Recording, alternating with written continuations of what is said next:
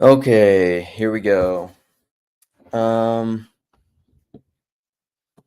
so raining a lot here in Minneapolis. And uh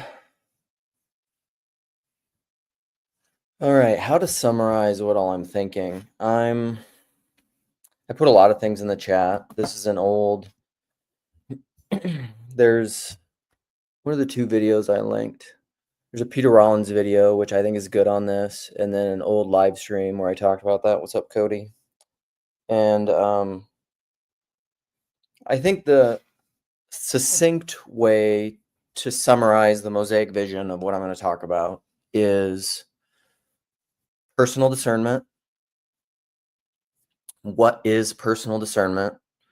And within that, it means, that's also, or are you participating in the demonic? That's another question. So, personal discernment, and then what is the person? What is a person? And what is true communion? What is that? And and as usual, in a kind of notes from the tilt-a-whirl way, which is a great book. I mean, I talk about that book a lot. Should I? The Tilt-a-whirl, Andy Wilson. I actually just saw he popped up in a video that he's doing this. So this is the book. There is a documentary that I have on DVD. And there's a couple really, if you YouTube notes from the Tilt-a-whirl, there's some really great videos on it. This is a big book in shaping the way that I see the world, actually. Son of Douglas Wilson, and infamous or relatively well known within the Christian evangelical world, pastor from Moscow, Idaho. But he's an interesting guy, fiction author maybe, but this book is very interesting.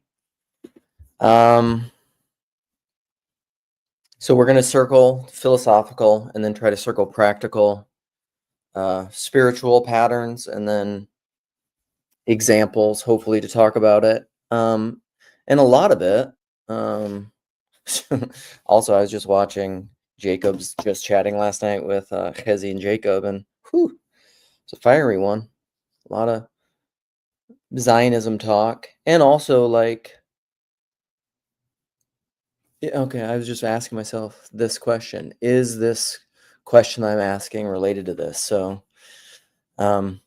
anyhow, let's get to personal discernment. So, again, the person. I think I have a video on the divine person versus the isolated autonomous individual. And that's kind of connected to the No Man is an Island, which I think is originally it's from a John Donne poem. And then Thomas Merton wrote a book on it. But it's just the idea that a human being is fundamentally personal, it's fundamentally relational, and communal. And so that gets in, and I mean, as everything is, I mean, that really gets into relational substance ontology. Mammonic, but mammonic would be demonic, right, Grizz?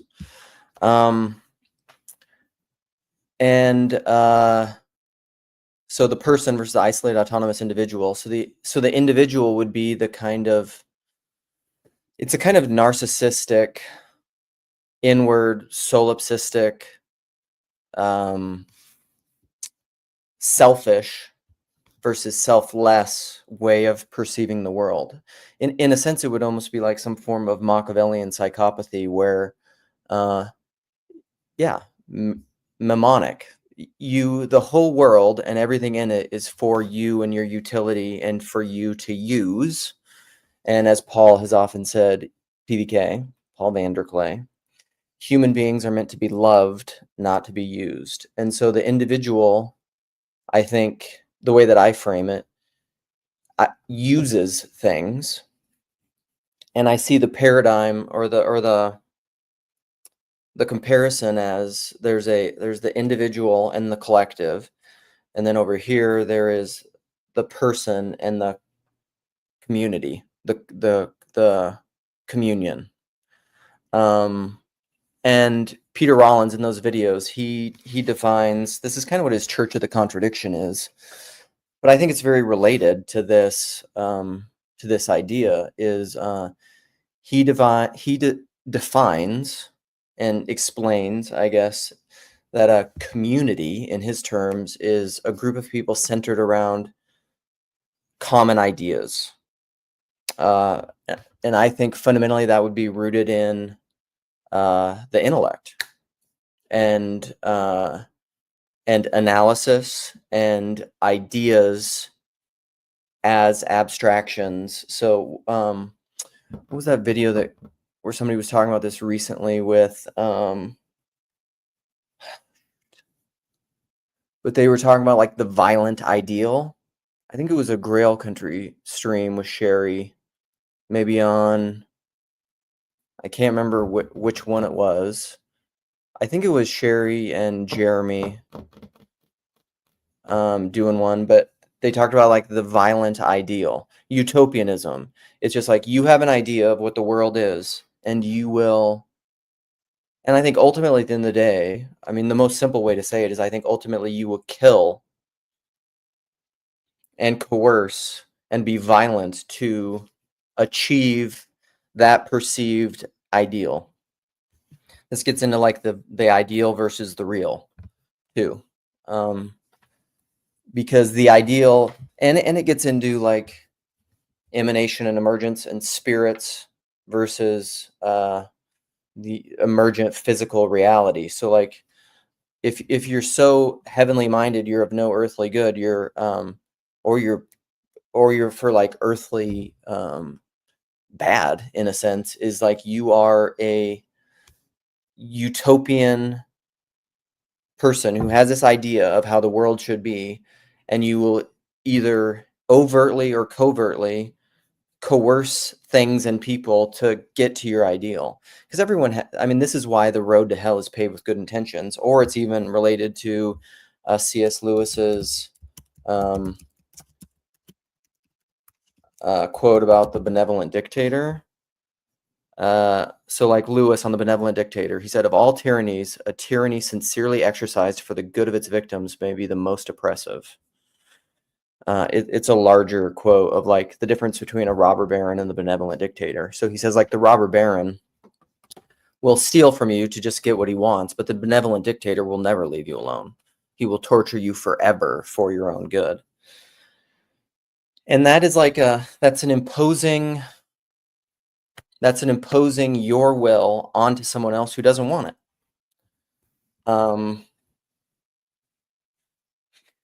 And that's related to the quote, my quote, and also Paul Tillich's quote of all institutions are inherently demonic, or institutional corruption, because when you systematize things at scale, it doesn't allow for the nuance of the personal and for relational ontology, because what you see in here depends a lot upon where you're standing and the kind of person you are.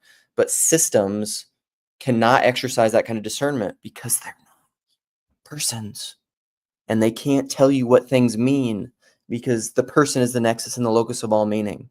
And so in order to understand what things mean and then to exercise discernment, you need a human being.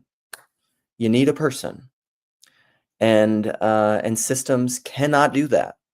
Systems fundamentally operate on rules, but the problem is to every rule is there are exceptions to the rule. And if you don't have a person that can exercise discernment, they become absolutizing, totalizing, covert, oppressive egregores, essentially entities. And so in that sense, I don't think TLC is demonic because it's not systemic in that sense. There aren't systems. There are rituals because there are rituals and patterns of being in anything that exists. Anything that exists has patterns of being, reproducible patterns, because that's a spirit. The spirit is the reproducible pattern throughout time that makes a cohesive unity to say this thing is that thing and not this thing. That's what makes a thing is a pattern. And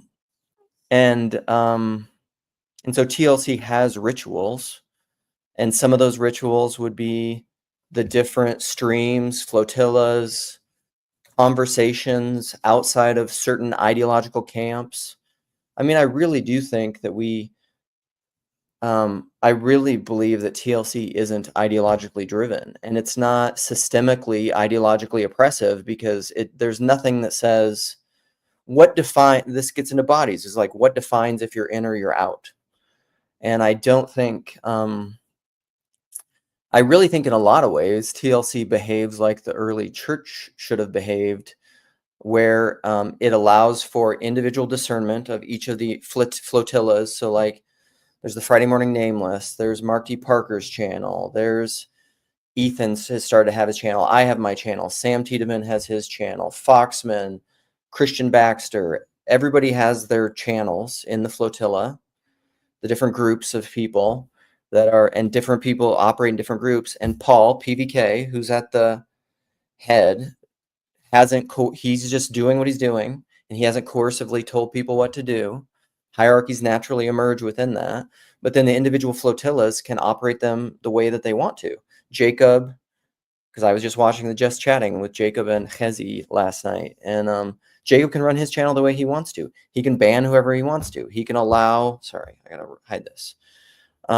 He can ban whoever he wants to. He can take somebody off the screen who he wants to. He can turn on the stream. Like, he's running it. It's his show. And I think that's how, like, even within the Christian church, I think that's how the church should operate. There is, and in my understanding is that is how the Orthodox Church operates, because the structure within Orthodoxies, there's patriarchates and there's bishops. I mean, and really, biblically and historically, bishops were the authority with apostolic succession. So the bishops were the authority, and then priests came in to be like arms of the bishop. And so the priest is really just a representative of the bishop. He's an emissary of the bishop, and he stands in the place of the bishop. So the authority is nested in the bishop, but then the bishops are responsible for their own authorities. The bishops are the flotilla of the church, and they come together and when they come together and make decisions collectively together, and it's mutually agreed upon, it's an ecumenical council, and then those are considered binding and authoritative. But then even like you always need a person to interpret everything. This is why it's a hard problem of all perception. Anytime you perceive anything, even a written text, a conversation, something that you see, you cannot extract the person from it. The perceiver is necessary and involved in the relationship of any and all perception. And there is no objective view of anything that can be perceived that is universally perceived the same way, because each person is a contributing factor to that perception. Interpretation is a necessary part of any perception, at least that's articulable. And poetry probably operates within liminal spaces. Poetry is the most multivalent, polysemous, obviously has many different meanings. But everything has many meanings, but is also not arbitrary. It doesn't have any meaning. It can't mean just anything. It's bounded, it's constrained by the words used. But those words are, they can have many, many interpretations. And Ted S., Arkansas Convivium is, Shalom Hezi, is, I'm not treating the corner as a church. I'm comparing it to the church, Anselm. The flotilla and the bishops, I think it works in the same way. And it's a relational, and I think it truly is a relational communion versus a community, because in Peter Rollins terms, because the community is centered around a bunch of ideas. And I don't think the TLC is centered around a bunch of ideas. I think it's centered around a bunch of people. I think it's people-centric. That goes all the way back to my Nathan Orman thing of like, it's deeper than ideas. It's about people. hence Paul and the randos and all the relationships that evolved here. And I think we are all searching. We have found God is he. Okay, here's a quote. Tozer. God is he about whom sorry. To have found, I start quoting my Rob Bell quote. God is he about whom we must never speak. And sorry, and I did it again. Okay, to have found God and still pursue him is the soul's paradox of love, scorned indeed by the too easily satisfied religionist, but justified in happy experience by the children of the burning heart. I think this corner largely is in the pursuit of God. And I think largely many of us have found him and we are still pursuing him because it's a relationship. Because I think from a Christian perspective, God is a person. And so he's an inexhaustible fount of relational wonder and learning and renewal. Because all persons are that way, like my relationship with my wife is that way. I know her in ways more than I've ever known her after 20 years of marriage, coming up on 20 years of marriage. And we've been together like 23, 24 years. But yet, and PVK has said this before, many married people have said this before, with your parents, and all of a sudden they'll do something or something happens and you're just like, do I even know you at all? That's because persons are, a human being is an infinite particular. That's what a human being is. I mean, this is like what Christian theology is. And then and Jesus Christ is the fullness of that, the true human being. Father John Baer, behold the human being. And so, I think that's what TLC is. We're centered around people. And yes, we talk about a lot of ideas, but I don't know. And so the question came up.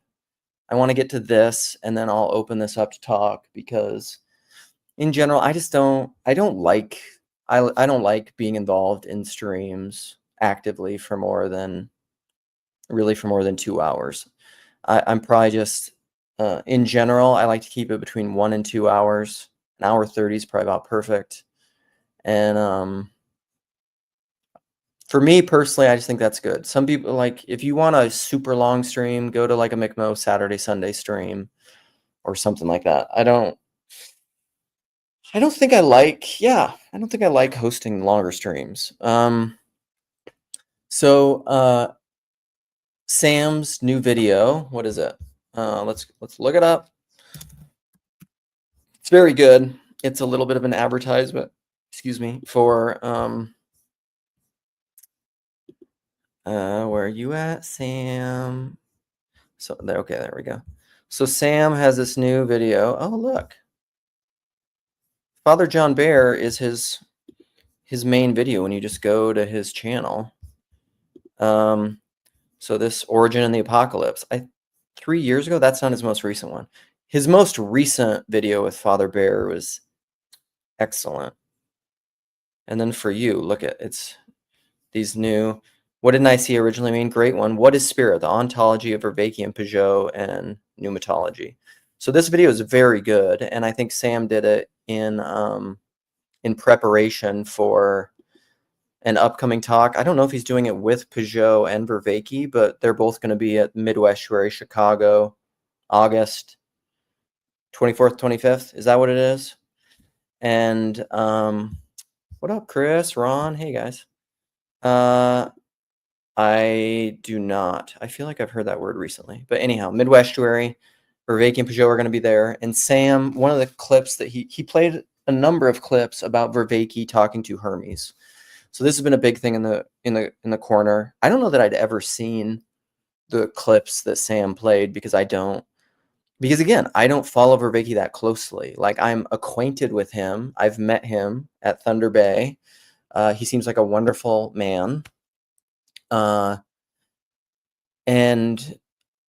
I don't have anything against him, but I don't have a personal relationship with him the way that I have with Sam, for example, or even Chris here or Ron. These people that I know in the comments, that through this medium, we've developed kinds of relationships where we know, like Sam and Chris, for example, we're in a couple chats where I share much more intimate details about my life. You know, they see pictures of my kids, they maybe see videos of my kids. I talk about my kids in specific and my wife and local things going on in my life in ways that I don't on live streams because it's like a house. This is what I'll say. So like I'm going to get back to Vervaeke and Hermes.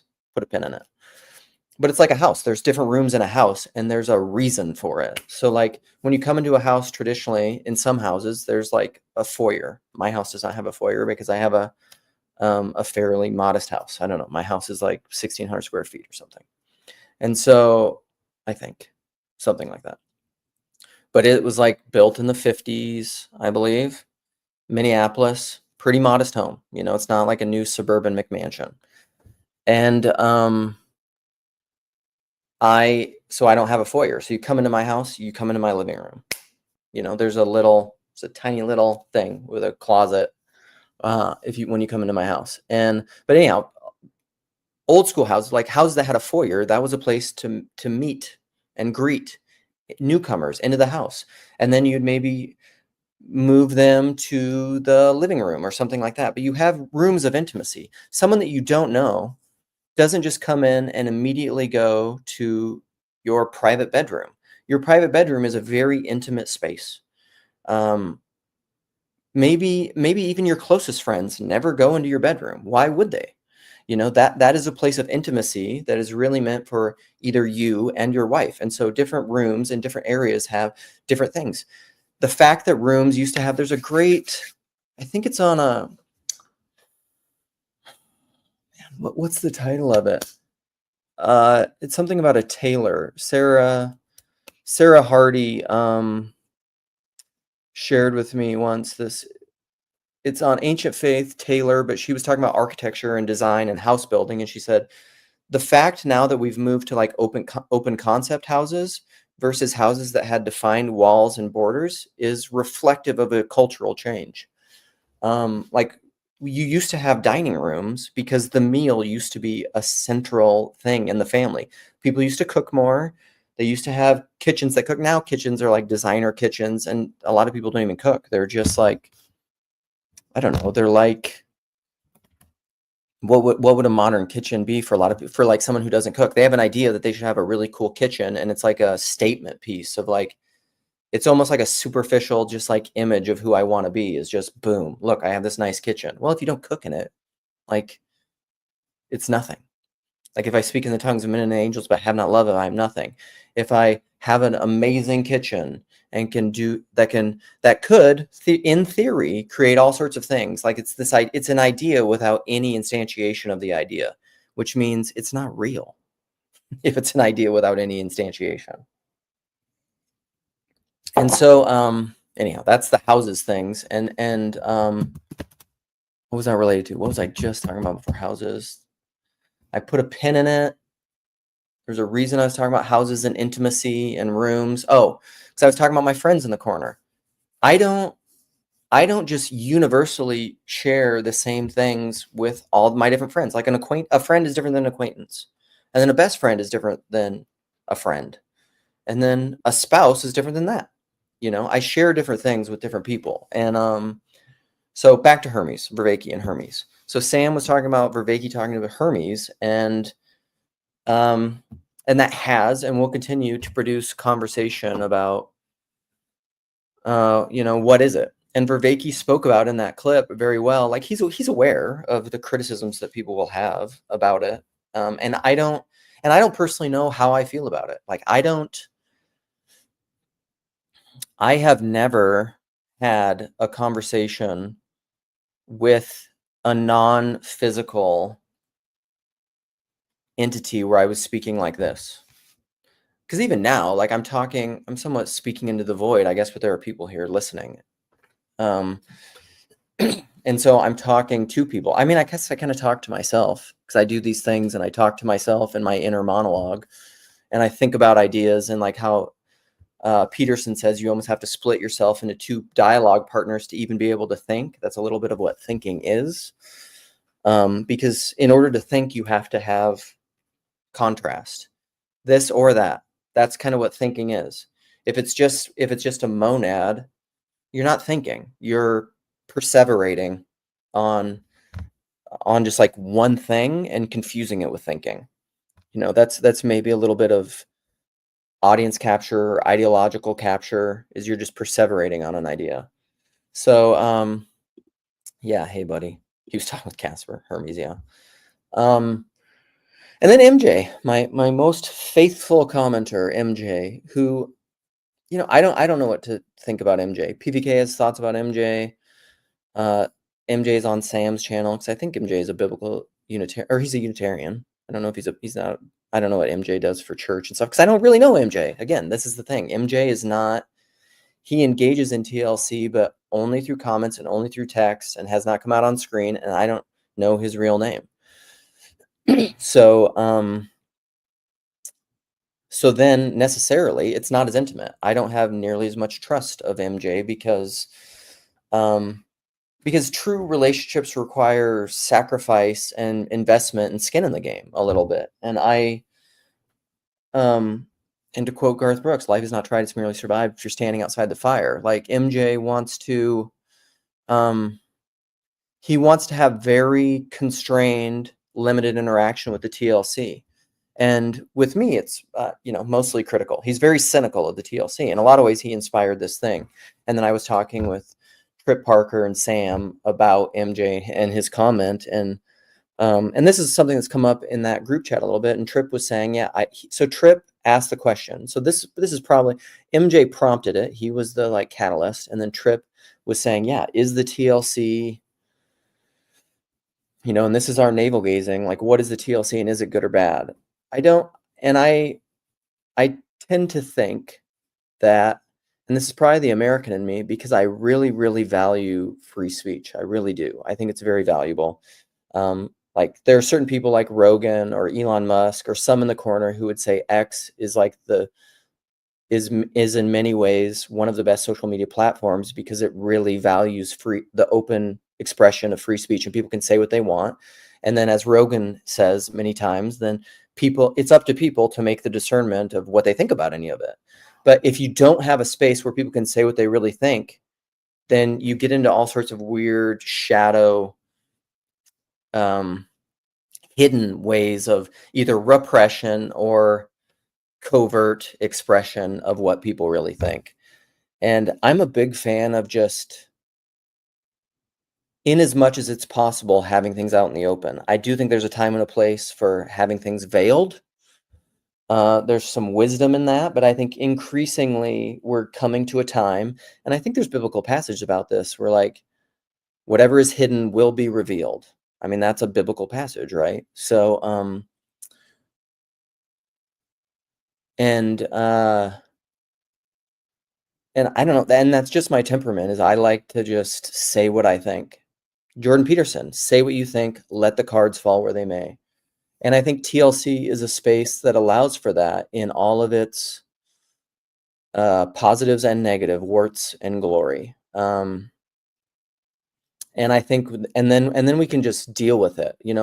Like Peterson has even said before, and I relate to this, is he said he's actually not a big fan of confrontation. He doesn't like it. But if he sees something that's a problem, he'd rather just deal with it than not deal with it.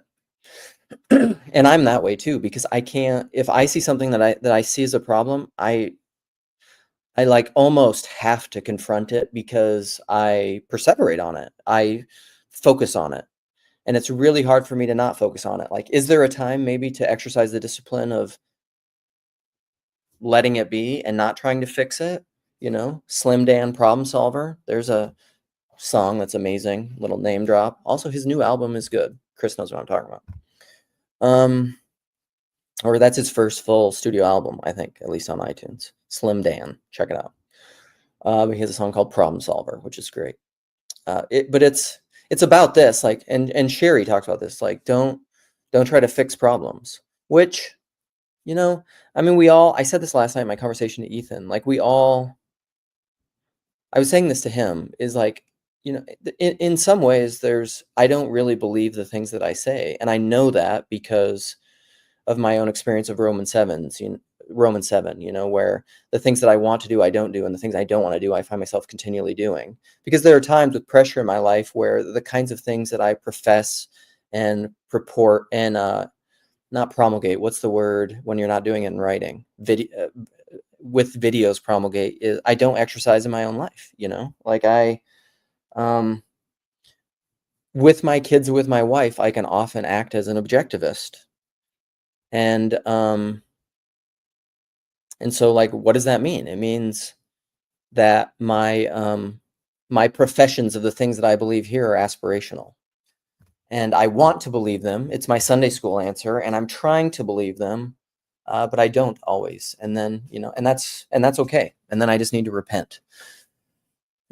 So, but back to TLC being demonic. I think TLC is a space, and it's one of the few spaces I know of where people can say what they actually think. And I want to go through some of my historical, my going through of history that I shared with Trip and Sam and Sarah about what I think. I think because this is fulfilling on the conservative versus liberal temperament thing. I think conservatives really like, in a sincerity culture kind of a way, they really like to take what they've been handed, the culture that they've been handed, the tradition they've been handed, and call, like, let's just use Christianity for an example, and call fidelity to Christ as just submitting to what they've been handed. Now, there's truth in that, but it's not universally true, because what if you've been handed is wrong? And this is the fundamental Protestant critique, right? Martin Luther, here I stand, I can do no other, so help me God. He was handed a certain thing, and he said, well, okay, these things are wrong. And so out of my own personal conviction and integrity, I cannot submit to that because it's wrong. So, like, you can't just make a monolithic univocal pronouncement that, like, fidelity to what you've been handed is faithfulness to Christ, because what if it's wrong? But I think conservative-minded people like to say, like, okay, well, just submit to what you've been given.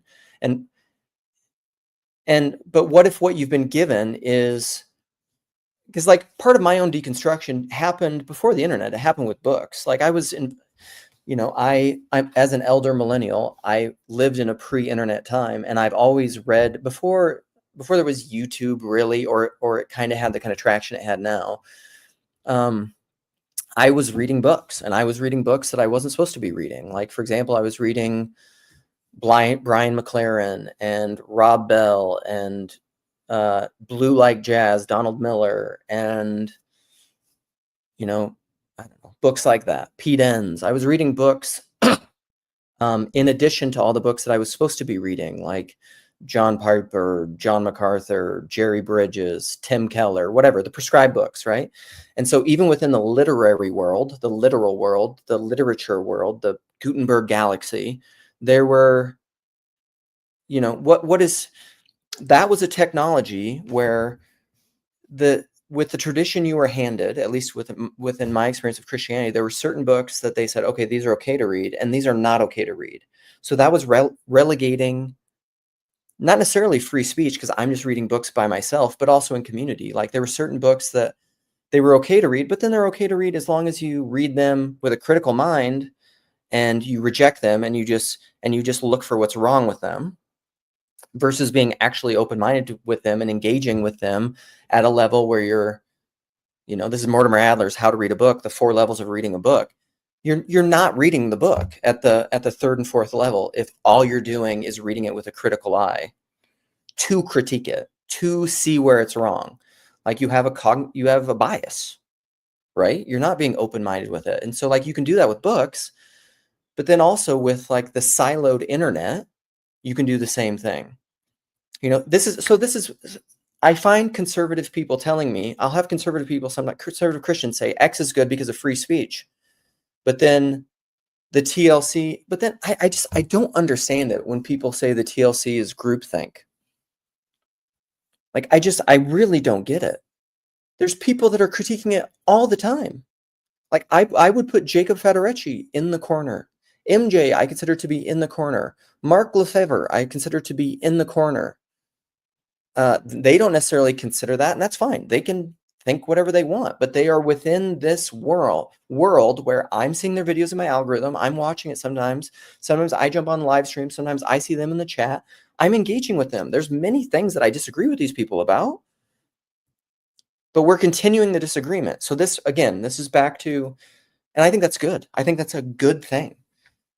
I'm not absolutizing my own opinions and values and preferences. It's good for me. I like it. Sometimes I need time away from it, which is also fine. But this is ultimately the person and personal discernment. Ultimately, I think each one should be fully convinced in his own mind. And 1 John, no one will need anyone to teach him, for God will teach them from the inward man. This is receive with meekness the implanted word. This is Job's integrity. Job's friends came in. This is what Jess talks about all the time. And I asked Jess to maybe come in and have the conversation with me. Or I saw if he was busy. But he said the three friends came and were trying to say, like, okay, sincerity culture. Just, you must have done something wrong. According, like, you must be wrong. And Job's like, I'm not. I'm open to that, but I don't think I am. And he held to his integrity, and that was good, right? I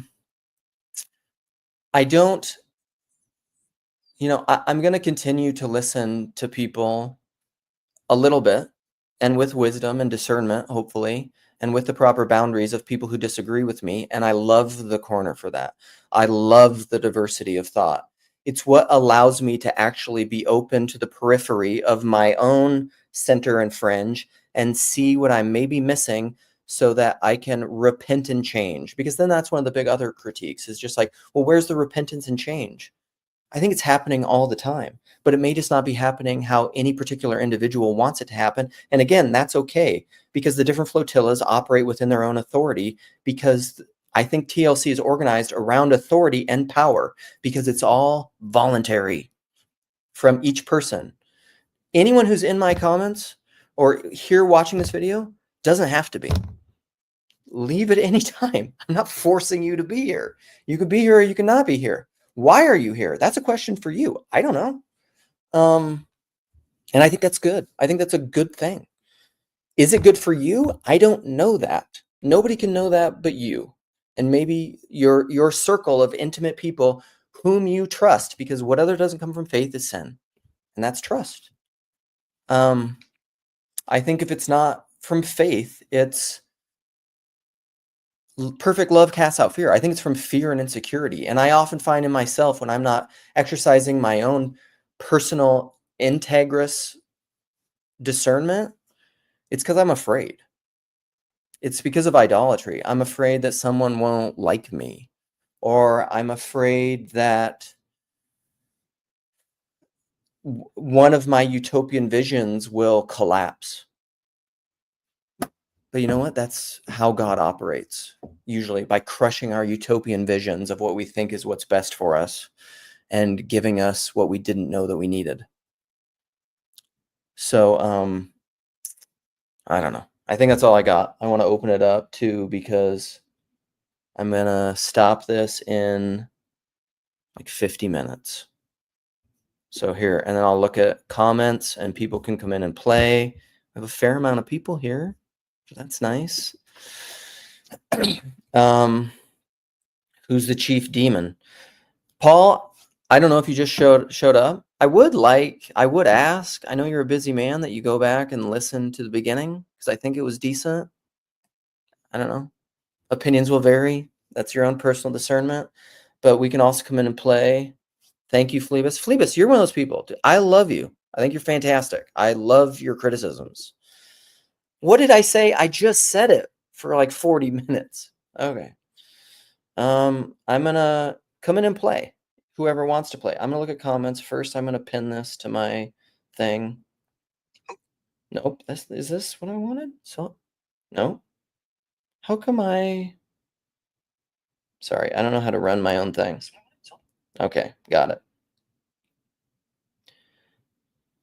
All right. Pinning the message, Jess. I don't know how much of this you heard. You can add yourself whenever you want because you have the power. I just got here. Okay, you did. Well, I would also love if you go back and listen because I'm not always happy with my monologue. Sometimes I feel like I was too confusing, but I feel like that one, Does it have to do with the title of the? I think I fulfilled the title. That's where Grimm has colonized me with his magic words about, like, what does he call it? Like, essentially making, what's the term? He's just like, he feels like he needs to actually, the hell's the Deliver? word? Deliver on the title. Yes. Mm-hmm. So I'm going to look through comments and you can talk. It's the main idea is the frequent criticisms of the TLC of whether it's good or bad.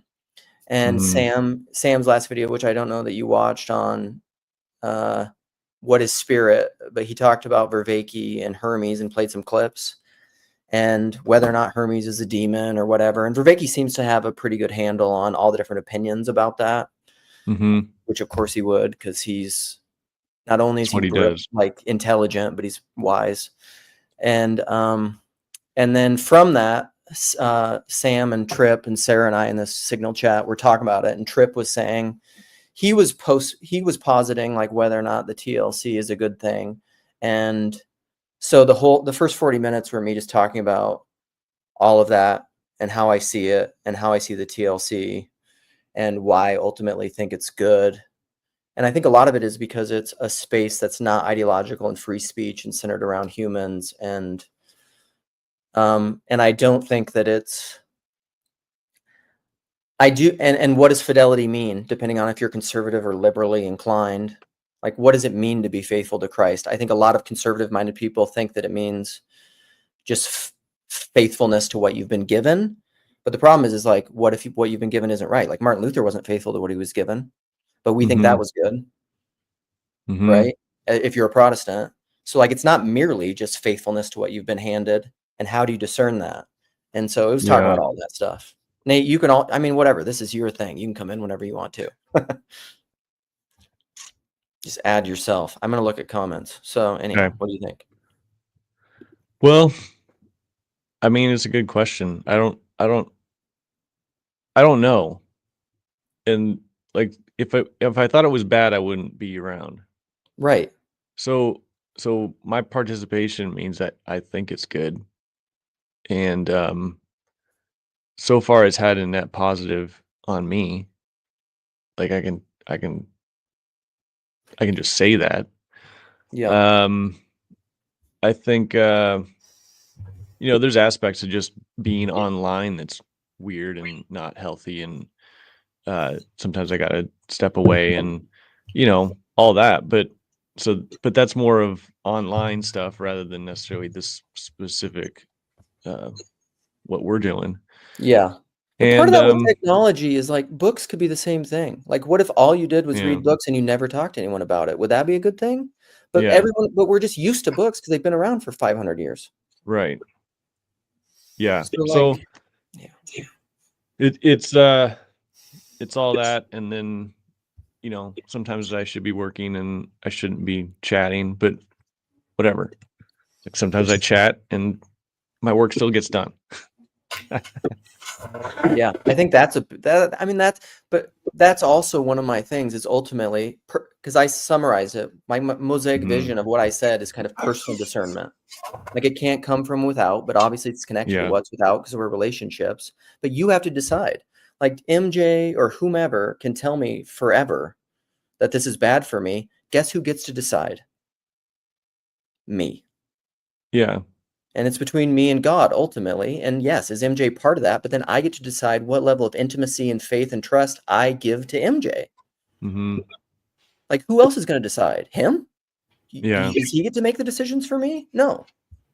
Yeah. What was his argument against it?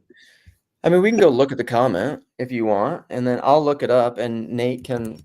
I mean, we don't need to go into detail. I was just wondering what the gist of it was. I mean, the gist of it was what it usually is that TLC is a place of like just Echo chamber, echo chamber, masturbatory stuff where no one's actually magical being, thinking.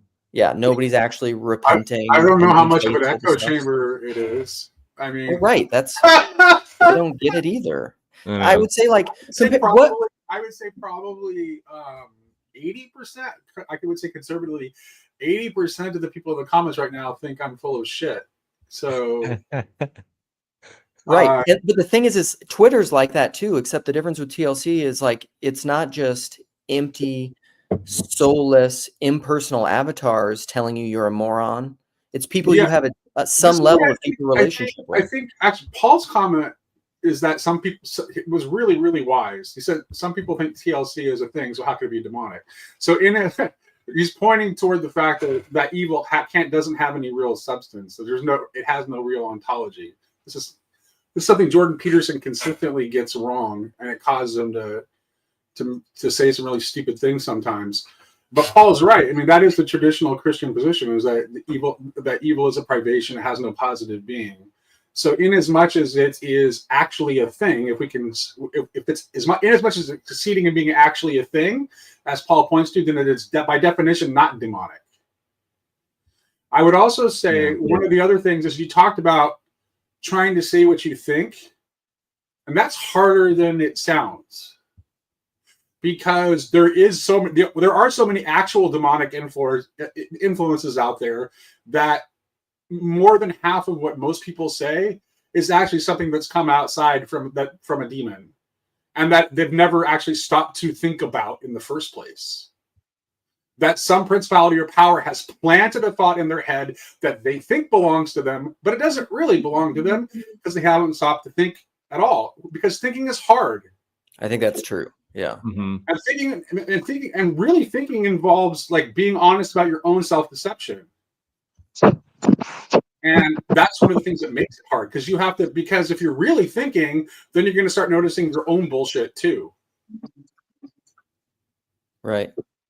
So C Money, I miss you, buddy. You can come and hang out. I haven't seen you around in a while, so that's great. Jacob, what's up? I feel hello. Speaking of diversity of thought, I feel honored. Yeah, right. That you joined us. So much for it being so much for echo chamber. Here comes Jacob. Also, Jacob, I was watching your Just Chatting last night. TLC is an echo chamber. TLC is different because you can't, like, one of the things you don't get to do is tell me that I'm part of TLC when I clearly say, no, I'm not. You're not? Right, but I said that in the stream. I said, I consider you part of TLC. Yeah, you clearly said they think they can, they're not, but because I am the emperor of the world and I get to decide, I am the demon at the head of the TLC, they are. I said, I consider you part of, so I'll say it this way. If the person... Yeah, so stop considering me part of something that I explicitly reject. But you keep showing up. I'm showing up because I have friends who are caught up in this demonic thing called the TLC. We have this is great. We have an active representation of the TLC as demonic. Okay. I put the scripture in the chat twice. You can look it up. Yeah. It's very important scripture that I constantly try to remind my Christian friends about. Okay. Yeah, sure. It's great scripture, but can you please contextualize what your concerns are in relation to that passage for TLC? Because are you afraid that we're creating too much of a hierarchy within TLC? I think as specifically both you, Nate, and Luke do not understand what a holy hierarchy as opposed to a demonic hierarchy is. You have it flipped, which is why TLC has become demonic. Well, see, this is why our positions are so irreconcilable, Jacob, because I would say precisely the opposite. So it's not that, like, exactly. I would point to the same passage too, But I would say that the kind of hierarchy that you advocate for, as I understand it, but it's possible that I don't really know what you think. Yeah, you don't. Really And no communicate. matter how often I try to explain it, it's something that seems to be like, the problem is, rather than repenting, you guys are always thinking.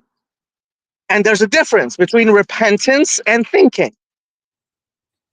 Where does repentance Well, come but from, I and would how say does it that manifest? thinking is a precursor to open up the possibility of repentance. You can't repent of something when you don't even see that thing. So you have to think yourself into a point where you can see the thing that you can have metanoia about. Honestly, as you say that, I start understanding a lot of things that I had been struggling with. I actually think repentance starts not with thinking, but with phenomenology. It Okay. starts by, and this is 100% what Vervaeke says about how we have a conception of the world, and then we test it against reality, and we see that reality is not how we thought it was, Right. and that's when we need to repent. I think So that's right. no, actually, it's completely phenomenological. Okay, I don't know if I would let's say completely, because you have to, because the thing is The like, spark of it is phenomenological. I think you're right, because the real itself is fundamentally phenomenological. I agree with and that. so I'd have Yeah, to I would agree agree with that too. Yeah. So can we read your verse that you wanted me to pull up? Please. Okay. So, but Jesus called them to himself and said, "You know that the rulers of the Gentiles lord it over them, and those who are great exercise authority over them. Yet it shall not be so among you, but whoever desires to be great among you, let him be your servant. And whoever desires to be first among you, let him be your slave. Just as the Son of Man did not come to be served, but to serve, and to give his life as a ransom for many." So why did you want to pull up that verse, and how do you think it applies? So please allow me to take this a little bit of a long way, but Sure. the reason I am up at this ungodly hour, and I was streaming pretty late last night, if people see when I stop streaming, is because of the video you saw with Mhm. me and Hezi, Right. right? And anybody who pays attention to my channel knows that there's two people who stream to my channel more than anybody other than me. That's Chazi, who, God have mercy on all our souls, is a Zionist. Man, And it was quite a stream. Yeah. yeah, it was. And David, who may God have mercy on our souls, is a Trinitarian. So what do I control? No, I think that's great. I That's think that's a awesome. great thing about you. That's why you're a free I love speech David person. and You're creating a Hezi space. and you. Yeah.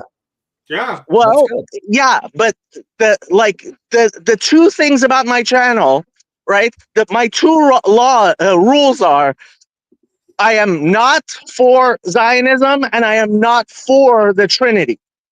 But guess what? It's not about me being a tyrant. Right. It's about me serving whoever wants to be served by my channel, by Yeah. what I am doing. Yes. I think that's And great. that is one of the ways in which the Jordan Peterson sphere is absolutely the opposite of everything that refers to itself as this little corner. And frankly, Can you please help me see the logic there? I'm not. You're making a big jump that I don't see. because when it comes down to it, Luke said it. He's like, Paul is the leader.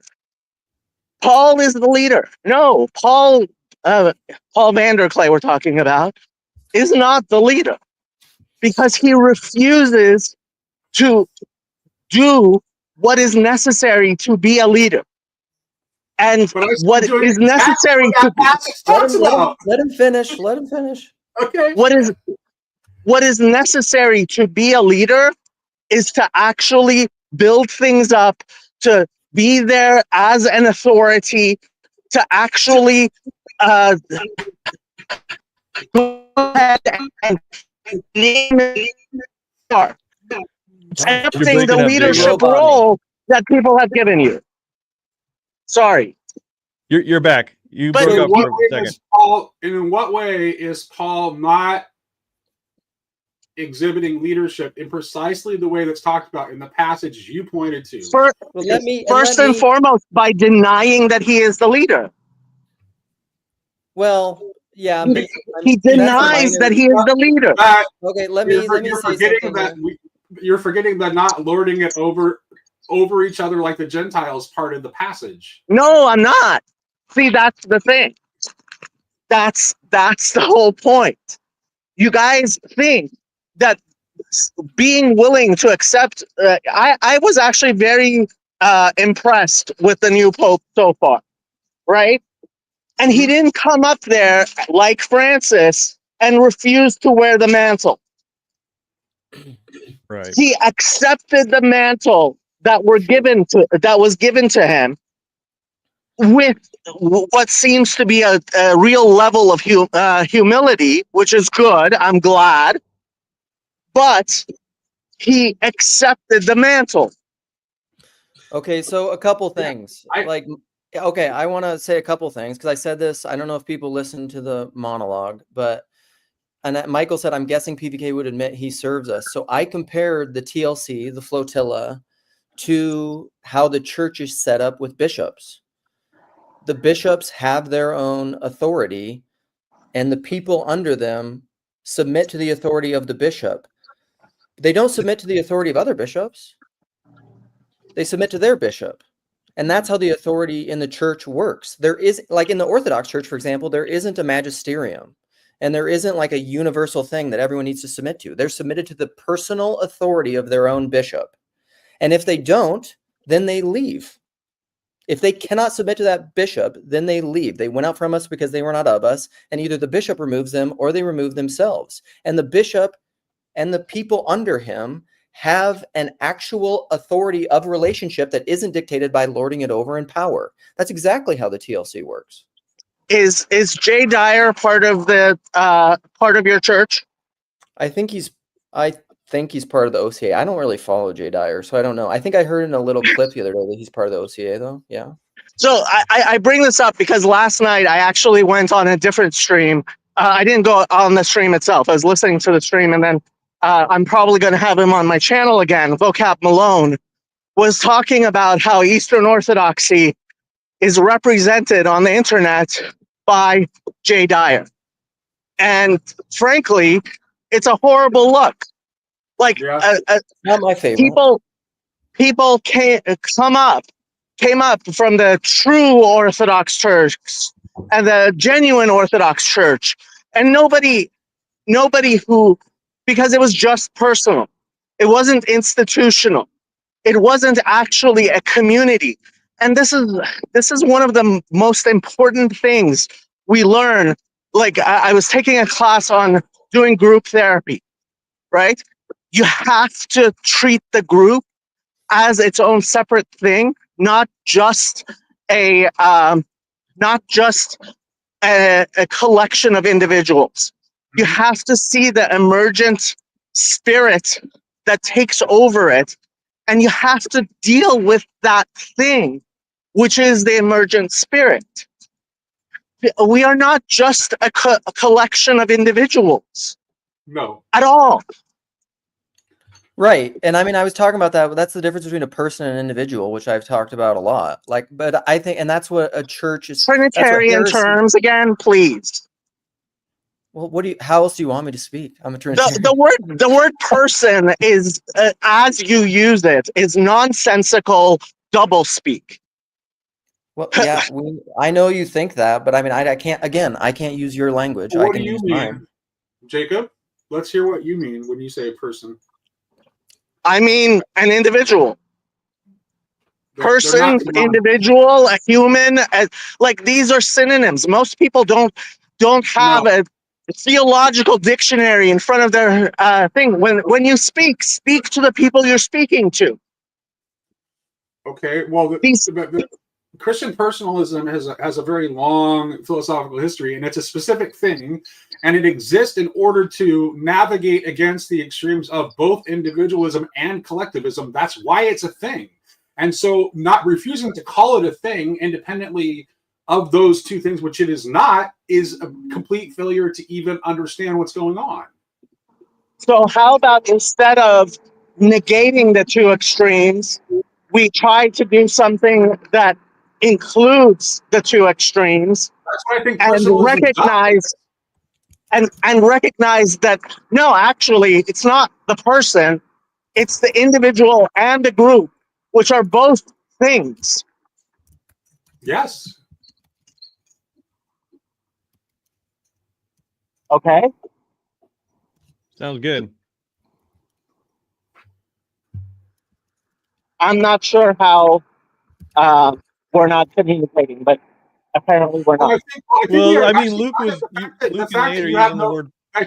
that you have no interest in thinking that personalism is a thing or trying to understand what personalism is trying to say might be behind like all of our very deep disagreements between you and Luke and myself, because we're very rooted in Christian personalism in the way we look at the world. But you just don't even want to take the time to figure out what that might be talking about so that we can talk a common language together. So you just assume that we're being demonic rather than that you haven't understood what we're saying. I would like to think that for the many, many years that I have been trying to engage, and I have demonstrated that I'm not simply calling you guys demonic. I'm not simply dismissing you without actually having taken the time to try to understand. Um, like, I drove all the way to Minnesota to have a beer with Luke in his not very modest, actually rather luxurious house. Well, actually, no, we didn't have beer at his house. We went out to a brewery for beer. Like, I mean, it's all so relative. I mean, it's fairly modest. there actually is such a thing as reality, and there is such a thing as actually considering something and understanding it as well as you can understand anything and rejecting it. Jacob, what's the Okay, difference? I will say, Nate, Jake, Nate, Jess just started talking. I Just have wait. to go. I have to Oh, go because okay. I got a work meeting coming up and I need Okay. prep for it. But let me just say this, Jacob. I don't like, you've never come to visit me, and I do not feel that you've ever taken the attempt to understand me. That's that, and lots of people in your orbit seem to understand me and like me and get along just fine with me, even though you yourself can't. And I don't know what the problem is between us, but I don't want it to exist. I'll tell you that much. Anyway, I gotta go. Time Okay. to prep for my work meeting. See you, Nate. Thanks for popping in. Jess, I, what were you I gonna say? actually have driven up to Olympia several times, and I have considered reaching out to Nate, but it just did not seem to be appropriate. And at Chino, I tried. He was one of the few people I actually invited Friday night at Chino to come to Rabbi's house that a few of us went to for Friday night dinner. And while I love Chezi and Yosef both, and they are in a very real sense owners of everything that I do, in that um, I have decided that if both of them disagree with me, I basically do what they say. Um, the like the problems I've had with Nate have been problems that I've been having, and I've been trying my best. Unfortunately, it doesn't seem to go anywhere. And if I am the problem, then God have mercy on my soul and may He show me where I am wrong. Well, you both seem to rub each other the wrong way for some reason. I don't even know what you guys are arguing about, really. Like, I know you're disagreeing, but I mean, one of my questions is, Jacob, like, how would you differentiate, considering the individual and the collective, between what, Nate and Luke are talking about with personalism? Because So okay. Let's go back to the problem du jour, which is Zionism. oh When gosh, I didn't know this was going there.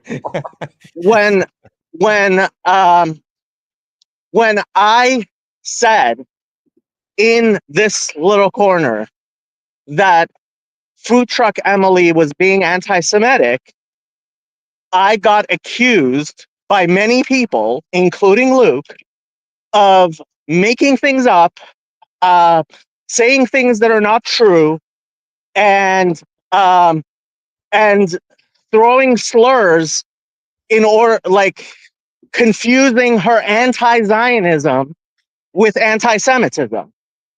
And what I thought I had done for many years was gain enough credit that at the very least I wouldn't be dismissed as a Zionist when I complain about anti-Semitism, because I don't throw that word around.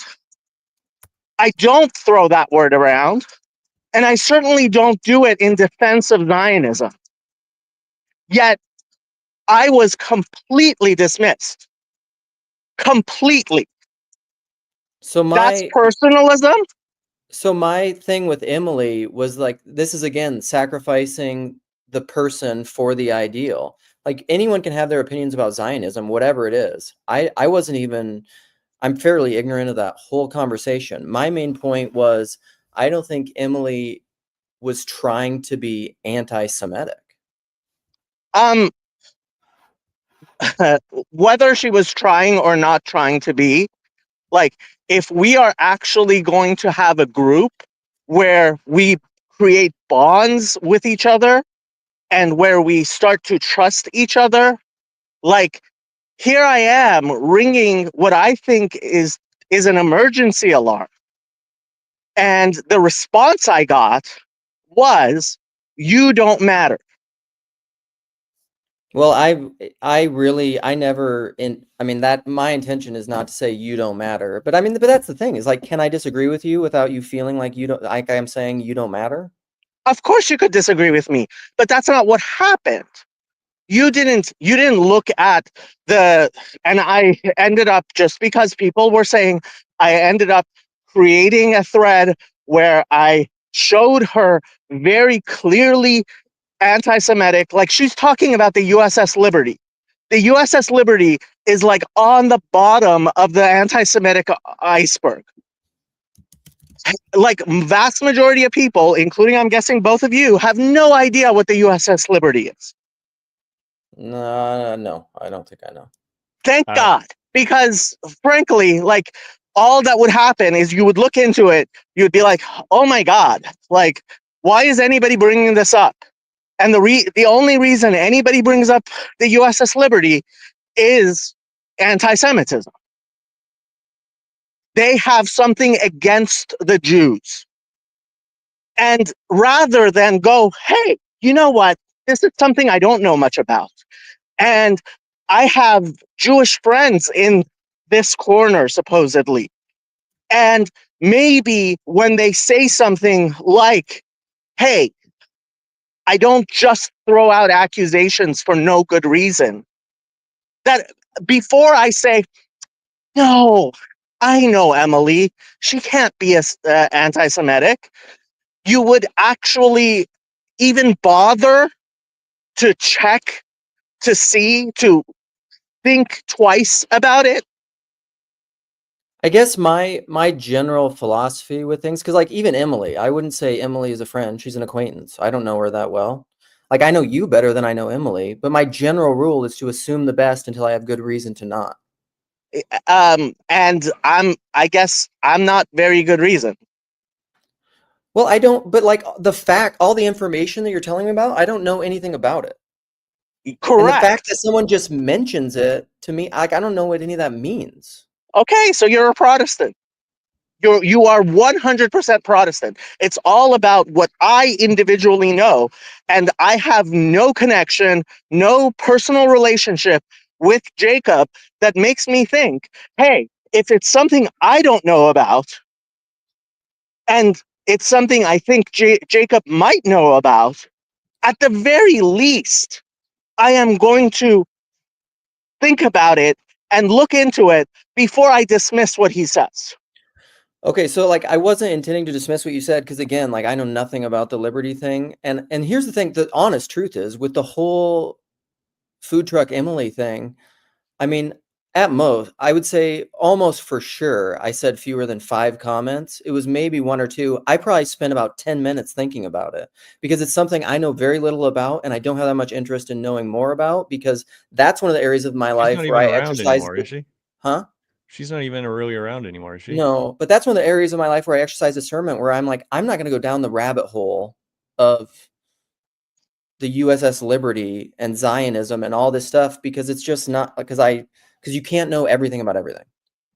Relevance realization For sure. includes, and this is why 100%. I keep on saying TLC. When did I leave Bridges of Meaning?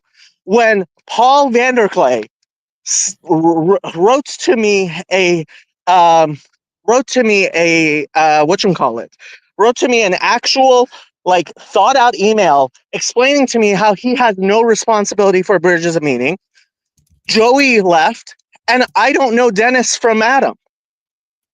It's like, so like it's funny that the people who say personalism,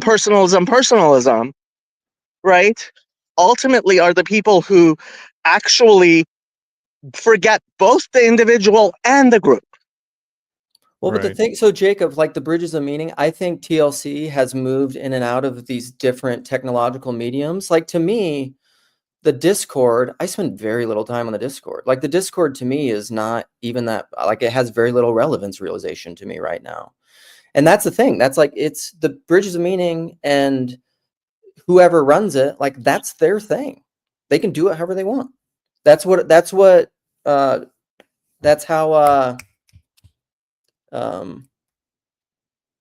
Joey always did it, you know? But this is the thing that's fine. I feel like it's selective with people. Like when Joey runs the Discord, how people like, they're like, yay, great Joey. And then somebody else runs it in a way they don't like, and they're like, this sucks. This should be different. But it's just based on like, when is it okay and when it's not okay? When it agrees with you, when it does things you like? I don't know. I'm not a big fan of that. I tried as much as possible to recognize Joey's authority.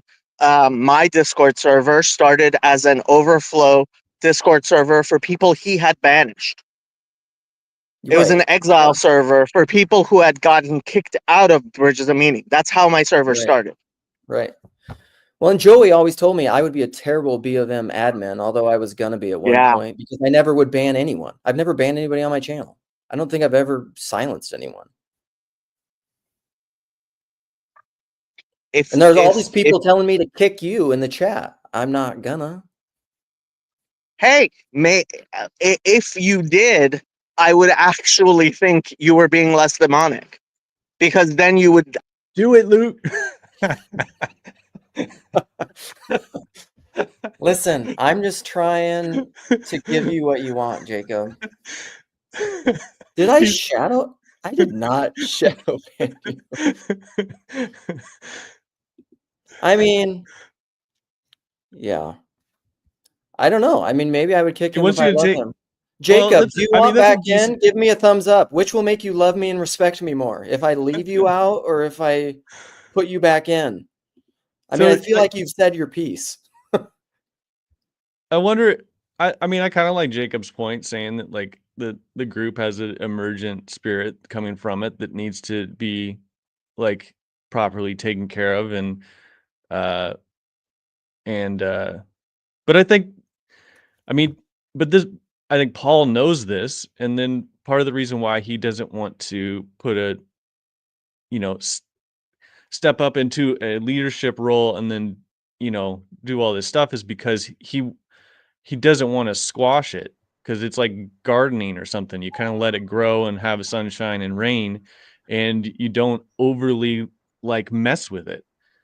Yeah, Like, constraints are necessary, but I think wise leaders use constraint with constraint. yeah, which is why I'm just like, okay, I trust Paul's doing. Yes. If he's the gardener, then he knows when to leave things alone. This and is when my to not. yeah, this is even my problem with Catholics and the Pope, is just like, if you're Catholic, submit to the Pope. Not when you choose to submit to him, because then you're a Protestant. Right. Like, are you Catholic or are you not Catholic? I'm not, but wait. Right. Sartori, what up, buddy? I loved your advertisement for how to make a green screen on Ethan's game show. That was excellent. Oh, I didn't even see you put it on. Yeah, remember I said he could do that, but I haven't seen it, so I'll have to go watch that one. But yeah, I think this is a funny conversation that always happens. It's just takes a little different consideration, just of like, what role does this entity or whatever serve in different people's lives and things. And I mean, I think it's, speaking for myself, like most people here have things that are more important. Your family is probably more important than what goes on here. Most people's career is probably, if not more important, like emotionally, at least, in respect to where you're, when you actually have to commit to things at times of day and stuff, it's more important. Yep. And I think that the thing that most people, and this is definitely speaking for myself, would say, hey, it's mostly men, not a lot of great friendships, like going out there, like, and and I have a church community where I have friends where it's like, I know they love me, they care about me as a person and all this stuff, and like they will pray for my family and be there for me, but stimulating conversation is an important part of friendship, and I don't have it with those guys, like, so and so it's just it is what it is, and I think that wanting it to become something better can be a good thing, but I think that ultimately that means it's going to have different things for different people, like for what it will become. I mean, I think that the kind of navel gazing, self-referential TLC discussion is what happens like in the bar room of the TLC. Like, it's just, because the thing is like, and honestly, it's like, my goals are, I would love to make like, I need I need some mentorship in my life from somebody who knows the stuff that I can't figure out on my own, which is going to be a specific person. I would like, maybe like some more of a best friend type friend, but those are relationships that really probably mostly have to have a real life component of it. And so Yeah. essentially this is always going to be like a play space. It's going to be it's not that it's not important. I think it does really help people, but maybe it's a thing that either is always going to be a partial aspect of someone's life, or a temporary stop on a greater journey. But Yeah. but in that sense, the people that then are willing to stay and just be here and have these chats that never go anywhere, you are actually doing a great service, because you're providing you're providing an aspect of hospitality, and and I think that is important. And some people, and that's honestly something that a lot of people have done for a while, but it is hard to just do that for a long time. So Right. I think it is. I think what we're doing often in TLC, because this is how I see it, this is a positive, I've seen it in others' life and in my life, is it's planting seeds. And then those manifest in the embodied reality of people's lives. And it happens, which you're not always seeing it on screen, because this is just like the beginning, processing, throwing out seeds thing. And that's all this can be. Like, I mean, you can maybe see over time how people have better quality conversations. Maybe they don't get as, maybe they learn a little bit more self-control in what they say over time. I think I've observed that. But okay, I am shutting this down in like 8 minutes. So I want to give people some space to say whatever they want to say within like the constraints of 2 to 3 minutes. So let's go, Jacob. Jacob, do you want to say something to end? Yes. Okay. So one thing, I think it was Francis, but might have been Benedict, talked about was we have gotten into a society where we see people as disposable. And I think that's true. And I think that when we talk about, you know, planting seeds and people leave, you know, when somebody leaves my Discord server, I check on them. When somebody doesn't communicate for a while, I try to check on them. It's really difficult because I don't see people as disposable, and I don't. I'm not here planting seeds and leaving like Johnny Appleseed. Maybe it'll grow a tree, maybe it won't. I'm here. I'm actually trying to tend the garden. And I think it's really, really important not to treat human beings as being disposable. And that's part of the meaning that Vervaeke talks about, right? You want to create something that means something to you, even when you're not there. Yeah. And so I dislike the idea that if when Joey leaves Bridges of Meaning, or when Ryan stopped doing this little corner.com, or any of the other things, like people just feel like, okay, so that goes to the landfill. Next, more garbage from China. Yeah. All right. Well, Thanks. I would like Let's to do say, final words. Jacob. Yeah, well, Jacob, you are really good at doing that, and I think that honestly, that is a skill that a lot of people in this space are severely lacking, and I know I am, and a part of that is because it hasn't been modeled well for us, you know, and like that's the thing. Like I've much more experience feeling like the disposable friend than you know, and realizing that I've tried to not be that person, but it's tough to know, you know, it's just, you know, it's trial and error, and sometimes you reach out and things are unwanted, you know, your reaching out was unwanted, you don't want to do it anymore. And honestly, I think that's why, I mean, I think Gavin's definition of the TLC is pretty good. It is the losers club. Which, I mean, so, you know, you have some skills that we desperately need to learn, and Yeah. we probably all do. But All right. Jess. Yeah, I mean, I appreciate the point Jake was making, to be intentional about things that, and don't just sort of naturally just assume it's going to go well through without action from ourselves. So tend to the things that you see valuable and you want to see more of. And Paul's the chief loser. And I mean, I appreciate that about Jacob. I've always been welcome whenever I pop on your channel and stuff. I always appreciate it a lot. And, you know, and I haven't been too involved in your channel, but you're always welcoming and excited when I'm there, and willing to listen, even though I'm a Trinitarian and at that. So Jacob is a pillar of whatever, of what I he's not part of the consider. TLC. Don't include him, Luke. I'm not going to say. You're not I will emperor not of say that. He asked me not to say that, and so I'm honoring know. him not saying. You got to that. have a more inclusive. We have a wider tent. Yeah, Mark, you get the last word, my friend. I don't know if it will be the last word, but we will speak. Yeah, Jake, I don't buy what Jake is selling. You know, he says he reaches out. I was trying I'm to the one have a person. positive note, Mark.